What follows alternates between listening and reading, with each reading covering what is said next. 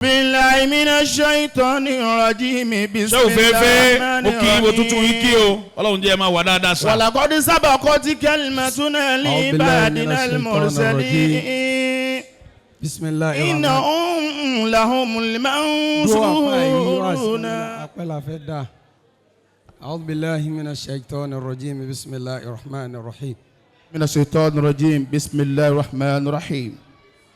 nítorí básìkò ṣe rí àti tó kùtà fẹ́ fásìkò ṣe ẹ dákun ẹ jẹ́ kí jókòó yìí ó farabalẹ̀ dáadáa a kí ìkàlẹ̀ gbogbo àwọn àfa àlè torí pàǹkanjú ká mọ́ gbogbo àwọn àgbàlagbà tí wọ́n wà ń kalẹ̀ bẹ́ẹ̀ látòrí bàbá wa àgbà tó ṣe pé ala wuduhi ọ̀gádọ́mà òṣèrìà wal akhar ba'dahu yatayammam tẹ́ bá fẹ́ sàlùwàlá tó bá jọ̀rọ̀ sẹ̀ríà omi ó tán lẹ̀ táyà mọ́mọ́lẹ́lu tó bá kú lẹ́yìn tó bá fẹ́ sọ̀rọ̀ ọmọ sọ àbá ọlọ́run níjó bàjẹ́ àbá ọba ń dó máa ẹ̀ wíwẹ̀ sí máa wí fún wọn ni pé afa Allah mo fi tí wọn kí gbogbo àwọn afa ẹ dákun torí àsìkò tán wọn fún mi bàbá rọ́bì bàbá fẹ́fẹ́ bàbá Dr. Lágójú gbogbo àwọn jàmá ẹ dákun torí àsìkò ni mo kí gbogbo àwọn ńlá ń kalẹ̀ ẹ dákun torí ọlọ́run bá wa dúpẹ́ fẹ́ni kọ̀ọ̀kan mo wá kí bàbá wa àgbà ọlọ́run kẹ́mi. adamallahu hayatahu wa dawlatahu àmín.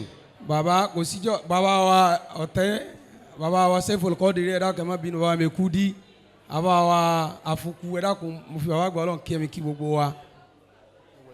bàbá kò síjọ́ tẹ̀ ẹ̀ máa dúpẹ́ bàbá àgbà gbẹ́sìgá ti wí lẹ́ẹ̀kan màdọ́ irú ṣúkìrì nínú rẹ̀ téèyàn fi ń mọ̀ àti sẹ́yìn àtọ̀rọ̀ yín àti gbogbo sẹ́yìn ọpẹ́ náà lẹ́ fi ń dá ṣùgbọ́n ká fi ti yín náà ká bá yín dúpẹ́ fọlọ́run lẹ́ni gbogbo ẹni tó bá mọ̀ yìí pé bàbá àgbà ọlọ́run kẹ́mi mo fẹ́ bá wọn dúpẹ́ la fi torí rẹ̀ wá bí ẹ dákun torí bójú ọjọ́ ṣe rí yìí káwí tẹ̀lé mi nígbà mẹ́ta tá a bá ti wí ó ti ṣe déédéé báwa ṣe mọ̀nù oore ọlọ́run jù bẹ́ẹ̀ lọ lára wa kani alhamdulillahi rabbil alamin. alhamdulillahi rabbil alamin. ẹni ó bá rí ìpòrè ọlọ́run bẹ́ẹ̀ lára tòun náà ni kó wí o. كوني الحمد لله رب العالمين. الحمد لله رب العالمين. الحمد لله رب العالمين. الحمد لله رب العالمين. حمدا حمدا يوافي نعمه ويكافي مزيده ويدفع عنا ضرره ونقمه kasi amin. Amin. Dr. Alikali ti lànà kalẹ̀ tí tá a gbà ayakumula ẹ̀yin máa fi ṣe kọjú sí ọ̀gá mi ni wọ́n wọ́n máa tọ́ka mi pé bó o la ṣe dúpẹ́ Ajá Abdul Latif a'udhu billahi minash shaitan bàbá ti dúró. بسم الله الرحمن الرحيم أعوذ بالله من الشيطان الرجيم بسم الله الرحمن الرحيم. àti ìdílé ọkọ. àwọn bàbá àgbọ̀ ọlọ́nkẹ́mi wọ́n ní àmọ́ lọ jìnnà pé ọ̀nà méjì náà ni. ọ̀nà méjì náà ni.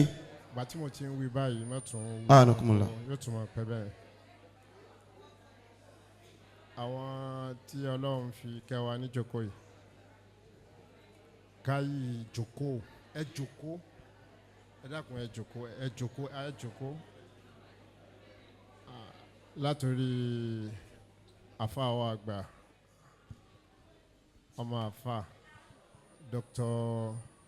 Belgore Shuaib wọ́n máa tẹ̀lé wa dọ́dọ̀ àwọn àfáà karamakumullah kó pẹ́ rárá wá sí méjìlá ní ìrẹ̀lẹ̀ tí yanjú ẹ̀ kó tó di èní afáwa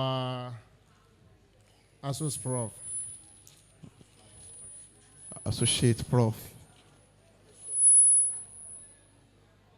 owó tí wọ́n ní Dr. Ọlágúnjú associate professor Dr. Ridwanullah Ọlágúnjú.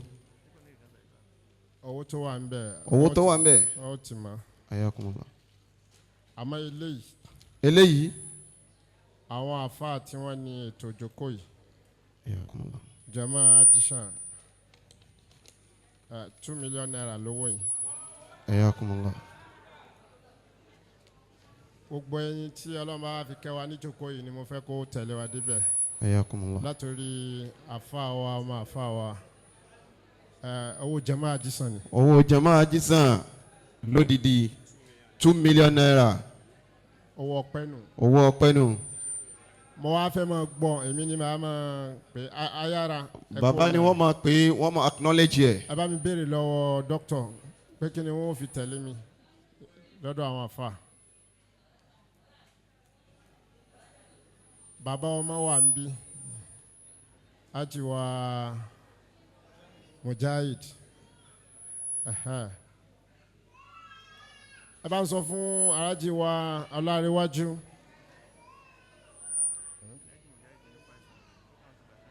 Ajiwa Mujahid wọ́n ní owó 500,000 naira. Ẹ bá ń béèrè lọ́wọ́ ẹrú Ọlọ́run náà. Alájiwa engineer Bọ́lá Kalẹ́ Kàwó. Iyangeri. Tọ́lọ̀ ń bò wá lọ́rin. Àwọn táwọn ará gàgà máa kílèmù rẹ̀ wá ní Kàwó ti. Mo ti rí ọwọ́ alájiwa Láre Daniel Geri 200,000 naira. 200,000 naira.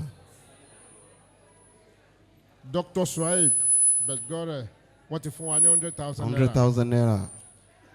Afáyárada Mujahid ti fún wa ní 500,000. Mujahid ti fún wa ní 500,000 naira. Wọ́n ti drop account.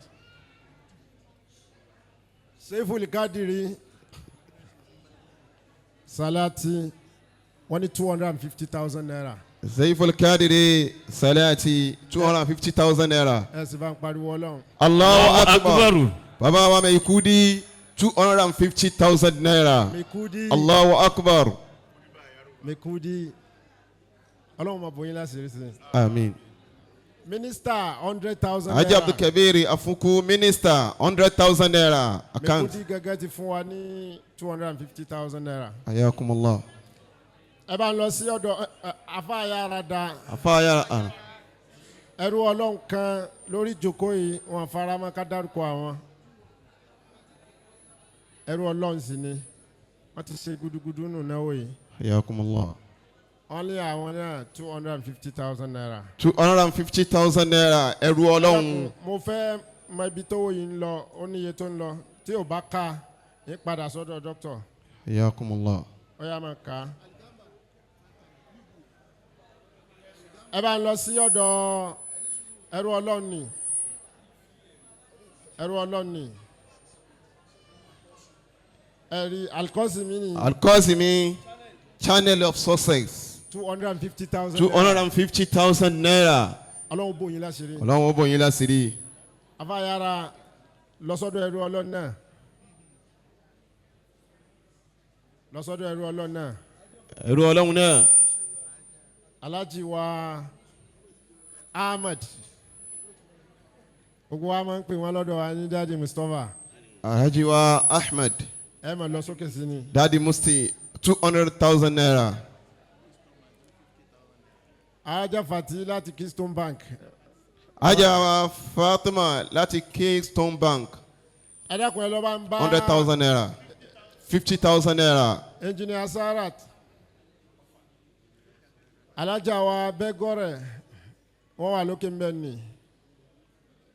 Ẹ dákun ẹ bá ń ọfà bá ń kàn sí wọn kí ni wọ́n wí náà. Afa Gambari 20,000 naira. Afa Gambari 20,000. Alájà wa Suli láti Òṣogbo. Alájà wa Suleika láti Òṣogbo. Wọ́n ti dán dáadáa wò látàná. Wọ́n ti ń dán dáadáa wò látàná bọ̀. Ọlọ́run jẹ́ mi yóò gùn. Ọlọ́run jẹ́ mi yóò gùn. Wọ́n láwọn náà 50,000 naira. 50,000 naira. Ọ̀rẹ́ wọn wọ́n láwọn náà 50,000 naira. Ọ̀rẹ́ wọn 50,000 naira. Ọlọ́run dá yín mọ̀ jù ó kọ yín wọ́n máa tàn sí ni. Insha Allah. Ẹ máa bá mú wọn lọ sókè ẹ fọ ní òkè hàn wọn. Ẹ direct wọn lọ sókè. Direct wọn lọ òkè. Ẹ dákun ẹ lọ ka owó yẹn ó ti dè ló. ẹ dákun ẹ lọ kà á Seiful Kadiri. Seiful Kadiri. gbogbo ọjọ́ Bani Ọlọ́run ó dúpẹ́. ọjà náà ní tú. Àmín ya Allah. Mekudi. Bàbá Mekudi. àwọn afa ń bọ̀ àmì àdúrà yín. Ayakumullah. Àṣírí yóò ní tú láéláé. ẹ bá ń kí mínísítà ẹ bá ń dúpẹ́. Àwọn mínísítà. ẹ lá àmọ́ lórí. Àmọ́ lórí púpọ̀. bàbá wa Imam Arademi gangan. Bàbá Imam Arademi gangan. 50,000 naira. Olúwanísọlá. Bàbá Olúwanísọlá. 50,000 naira. ẹ dákun ẹ ka owó yẹn ó ní iye tó yẹ kó lè jẹ. Bàbá wa Ni'mar Rahim 100,000 naira. Dr. Arademi 50,000 naira. ẹ dákun ẹ má jẹ́ pẹ́. Ẹ má jẹ́ kó pẹ́ o. torí àwọn tó ń lọrin àjò wà ń jókòó. Torí àwọn tí ń lọrin àjò wọ́n wà láàrin wa. 12 nẹ́ẹ̀sì la fẹ́ close tó. Inshallah 12 náà ni. Ajiwa Ahmed 20,000 naira. Aji Muhammad 10,000 naira. Ajiwa Muhammad Yusuf Oluwasina 10,000 naira. Àwọn Mukadam Jarullah 20,000 naira.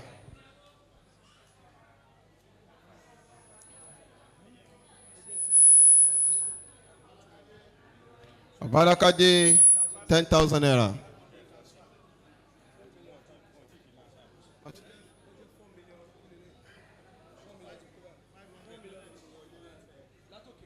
Sínú àkáǹtì ó wà lọ́dọ̀ Aji Ọ̀fà.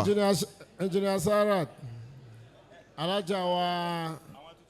Tutu ó wà lọ́dọ̀ Ọ̀fà. ẹgbẹ́ ẹ máa bọ̀ amúlù ẹ máa bọ̀. Baba Abulifati 10,000. owó ńláńlá ni. Baba Jalalu. ibi tó tóbi ni. Baba Nirọ̀rùn 5,000. ẹ farabalẹ̀ ká o. Baba Amrullah 5,000. Baba Osioyemi 10,000 naira. owó ilé ọlọ́run tó ń gbà ilé ọlọ́run ni. Ọ̀fà kìlọ̀ láwọn ajá sọ. Aji Ọ̀fà. tọ́ torí àsìkò èló ló jẹ́. Abangara 2,000. tọ́. Baba ìmọ̀mọ̀ náà pẹ́ pọ̀. ẹ lọ kó yẹn síbi kan ẹ lọ kó síbi kan ẹ máa kà á dẹ ẹ lọ. owó mélòó la pè é.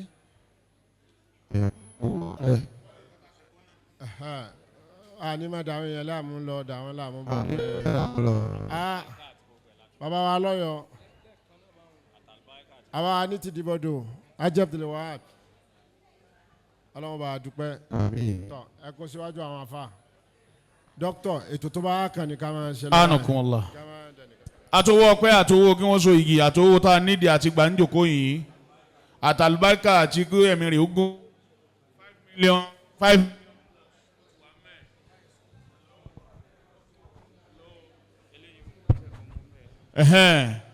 $5 million plus ó ti wà mẹ́ẹ̀ lọ́dọ̀ àwọn àfáà ẹni tó wà lórí ìdúró tẹ́lẹ̀ kó tún jòkó padà ká tún jòkó ẹ̀yin náà jòkó ká tún jòkó sáà ti jòkó ìwọ́tọ̀ ti jòkó yà ń wò ó kó tó di pa máa lọ bí wáàsí méjèèjì